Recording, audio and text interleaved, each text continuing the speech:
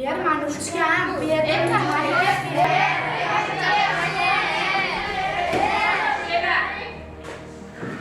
Shunchalar charchadilaringmi?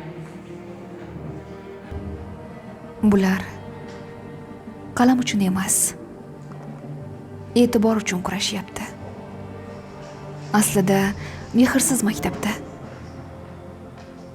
qalam ham qurolga aylanar ekan.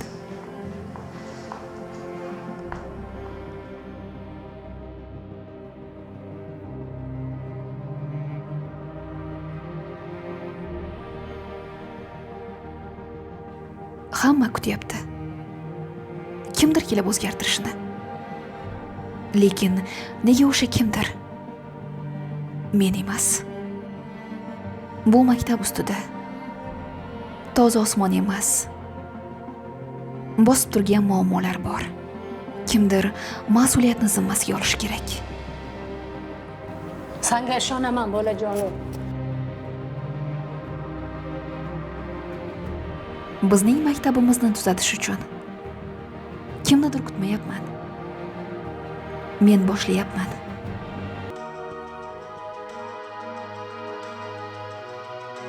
Ba'zan rahbarlik kerakli joyda, kerakli paytda to'xtamaslikdan boshlanadi. Bu yerda rahbarlikni o'rgatishmaydi.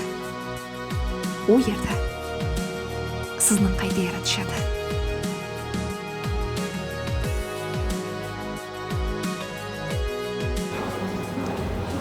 Alo.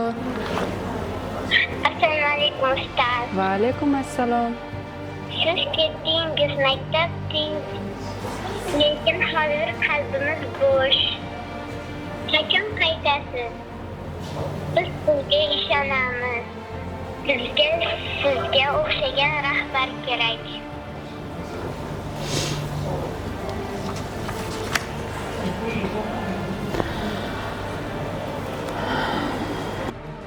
Bizda yetishmaydigan narsa juda ko'p. Lekin eng keragi bu rahbarlikdir. Avvalo shaffof tizim va jamoat ishonchini qayta tiklayman.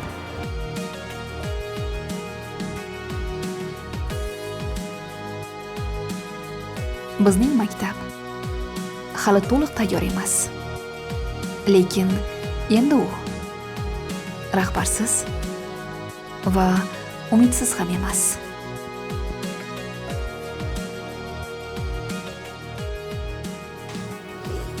Zahro Otabekovna, mana yangi rahbar bo'ldingiz. Maktabni qanday qilib o'zgartirishni rejalashtirmoqdasiz? Maktabda shaffoflik va jamoa ishonchini oqlayman.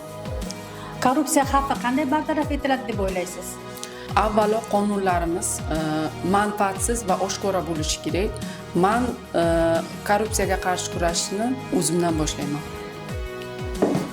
681-sonli qaror. Rahbarlikni kutmang, qaror qiling. Qaror hujjat emas.